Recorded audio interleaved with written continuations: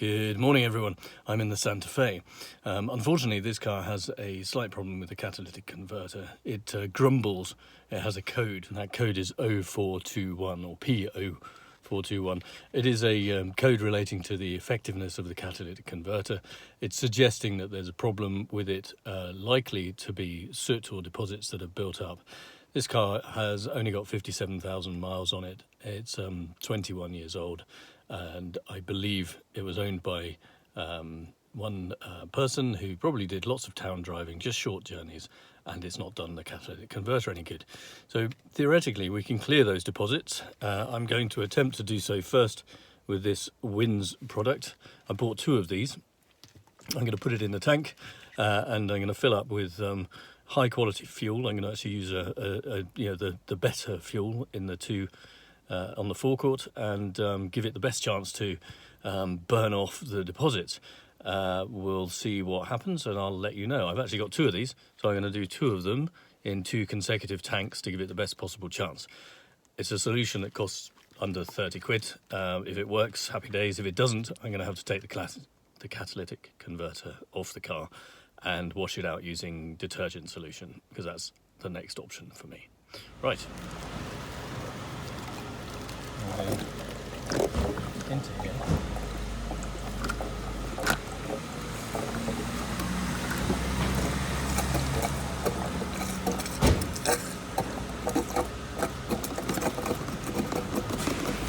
Very exciting. And the next thing is to choose my fuel. And I've got super unleaded here, which I'm going to put in there. I'm going to fill up the car. Right, that's done. It's strangely exciting, but let's see how it goes. I'm going to run this now. The light I'm expecting to come back on, and I'll reset it when it does. It normally comes on within about 50 miles of driving, indicating that there is that problem there. So we'll wait and see what happens, and I'll reset it continuously for the next sort of week. I think it's normally once a day I'm resetting it. So we'll do that for the week, and then I'll put the next one in and we'll see how it changes, if it gets any better, and I'll update you. Cool. It has also occurred to me, of course, that the spark plugs are due to arrive. I'm replacing those, and they're going to be coming in the post shortly. So if there's anything about those spark plugs that's causing this problem, well, that cause is going to be removed. So it really is a combination effect here. So we'll see. But it's not a perfect experiment, because those plugs are a potential root cause, and I'll be changing those out. Just a note on use of mobile phones. You will have seen me using a mobile phone on a petrol station forecourt. In this case, it was acceptable. I shut it off before I drew fuel, so the terms of that particular establishment were okay.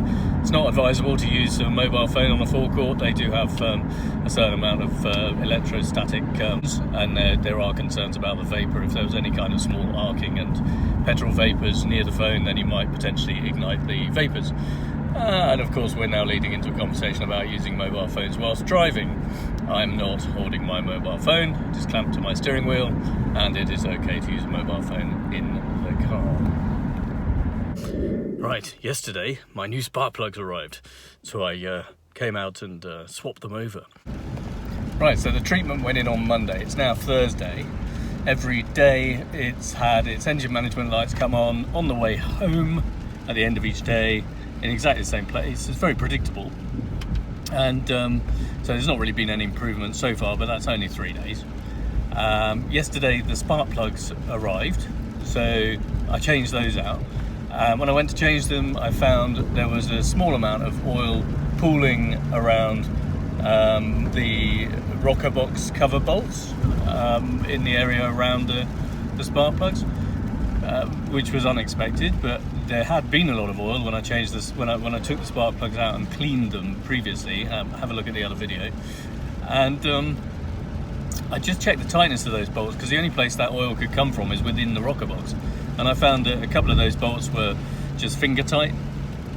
So I tightened them all down and I changed the spark plugs, and I'm on my commute to work now this morning, and this car is driving and sounding like it has never sounded or driven before.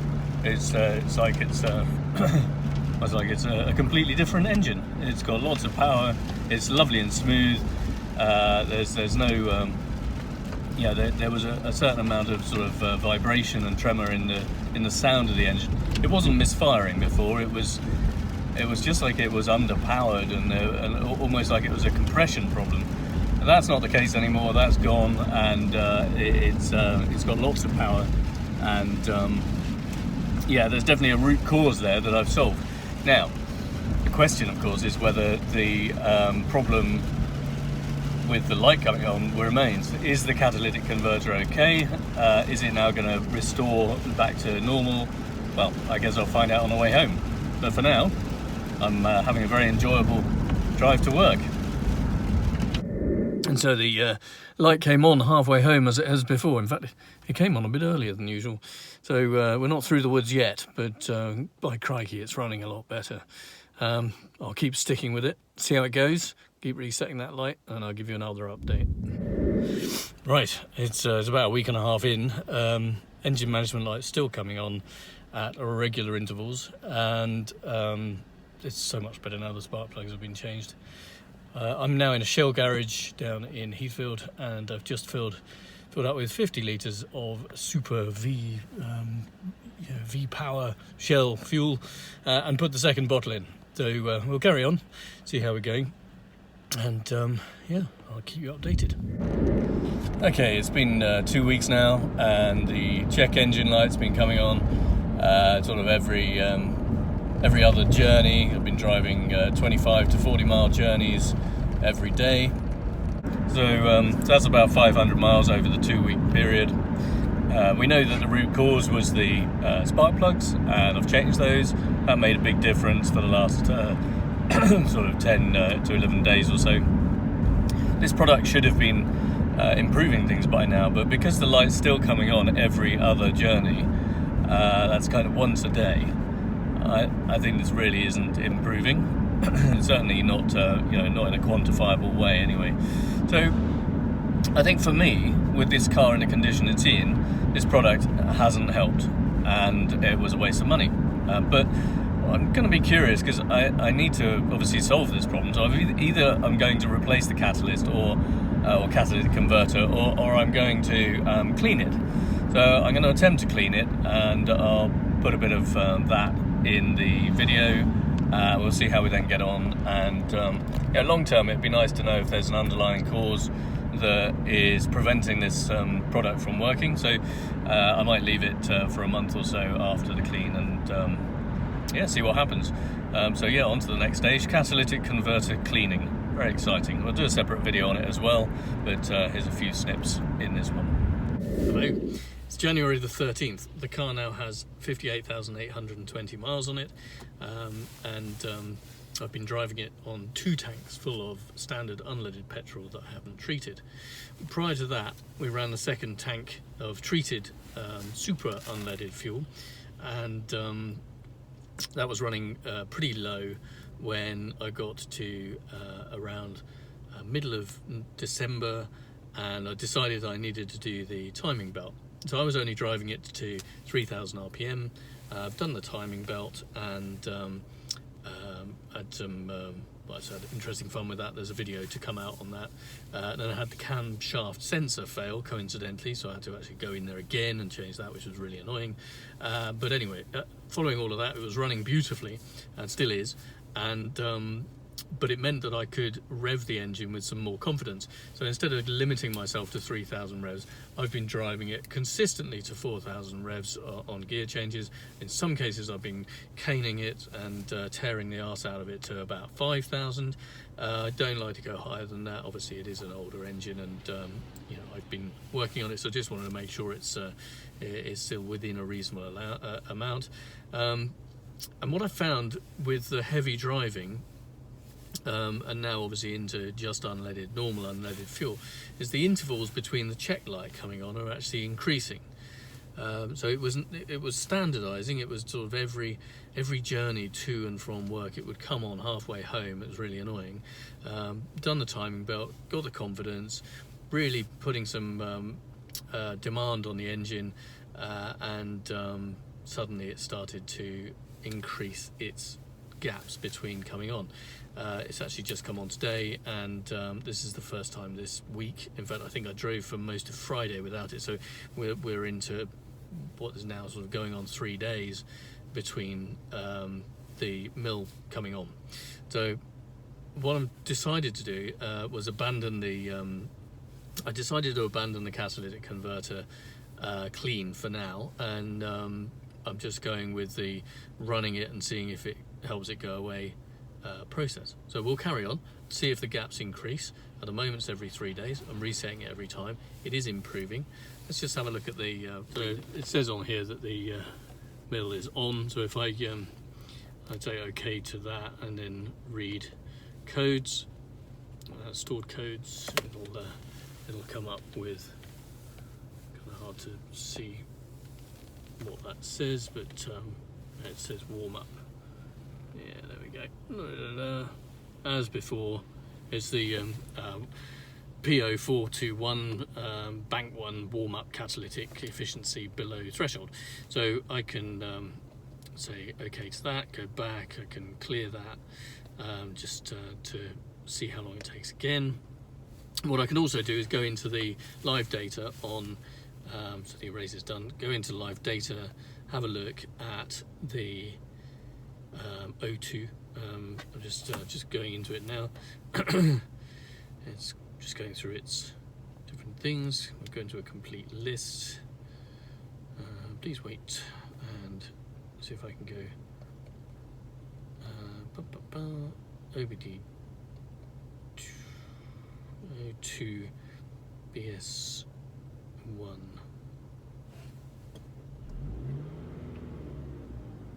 Yeah. Okay, let's see if I can show you that.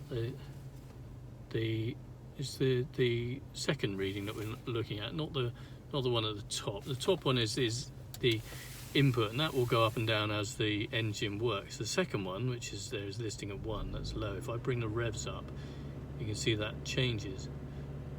That one, I mean, it's the second O2 sensor. There's one in between. That needs to be around 0.7 for it to be working efficiently, and you can see that it's changing. So it's still not as it should be. That's 0.5, 0.7, 0.1, it's 0.7, 0.1. So the catalytic converter is still not working as it should. 0.8, 0.6, 0.8. So it is changing, but we need to see this at consistent to know that it's doing okay. 0.1. Kind of settled on tick over, but I'll carry on, and we'll see what happens with the intervals, and I'll come back to you, and hopefully it's going to cure itself. If not, we'll have to clean it out or replace it. It's Monday the 9th of February, and the car has now done 59,638 miles, so we've been piling the miles on over the last few months. I think last time I gave you an update I was getting a bit despondent because the light kept coming on certainly once a week. What I found over time though was it was coming on when I was using low revs, and if I kept the revs higher then it would prevent it from coming on. And I think that was because at higher revs it was forcing more air through the catalyst. Maybe the system was more tolerant of it not absorbing oxygen, and so it was allowing it to meet the thresholds. Yesterday, in fact Saturday, over the weekend, I replaced the coil packs, and there's a video on the channel about that. The coil packs I suspected had trouble, were old and not creating a very good spark, and so I swapped them over. I bought some new ones. They were Febi Bilstein, or Blueprint as the name carried, and I've put them on the car, and it's made a huge difference to the smoothness of the engine. much as the spark plugs did when I replaced those. I thought at the time, wow, I've solved this with the spark plugs, because it was a huge amount smoother. This is now smooth as a baby's bottom, and yeah, it's got a lot more power throughout the range. On tick over, it's not missing. You could kind of feel that it was almost like it was missing, but it wasn't really enough of a drop in power for it to genuinely be a missed fire. Yeah, now it's running very smoothly. So I'm suspecting that that's my root cause, and I've finally solved it. But we'll find out. I'll give you another update and let you know. Hopefully, I'll let you know that the light's never going to come on again. But never say never. We'll cross that bridge when we come to it. Okay, so the Santa Fe's got to a point where it's stalling when it's cold. I think it's flooding itself because the plugging of the catalyst has got worse. So I'm going to get the catalyst off it, have a look, see if I can clean it out, if it's repairable, and if not, I'll replace it. So let's take it off the car and have a look. There we go, there it is off the car. There's bits of catalyst falling apart. I do wonder how much of it might have made its way through to the next section. So I'll just piece these together, see if I can make sure I've got it all. Okay, so here's my new catalyst from BM Catalyst, ready to go. We've got a new gasket with it as well, so there we go. That's the two components, and yeah, let's get it on the car. Yeah, that should now, hopefully.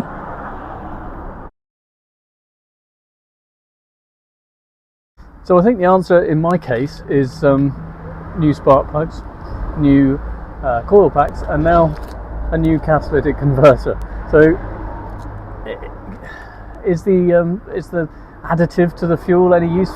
Well, not if it's your spark plugs, your coil packs, or your catalytic converter.